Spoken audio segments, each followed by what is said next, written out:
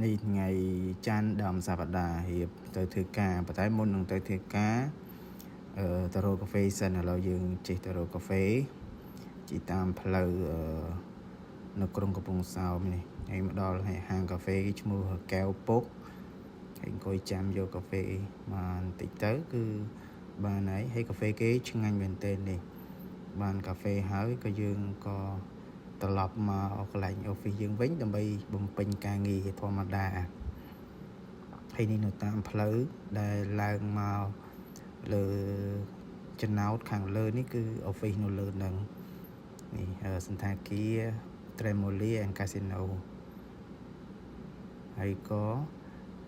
យើងដើរមកដើម្បី check in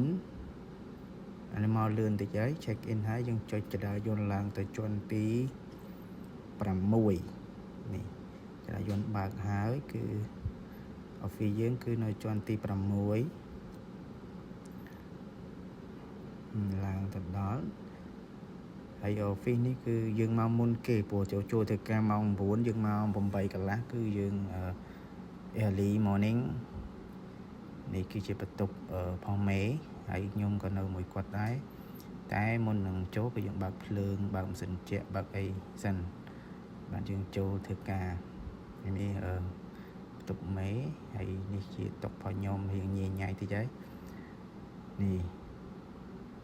ហើយក៏យើងរៀបចំកន្លែងទៅដើម្បីរកអីញ៉ាំនៅខាង pantry ខាងក្រោយនេះហើយបើកកុំព្យូទ័រចោលសិនមកអូខេមានតែប៉ុណ្្នឹងទេថ្ងៃច័ន្ទ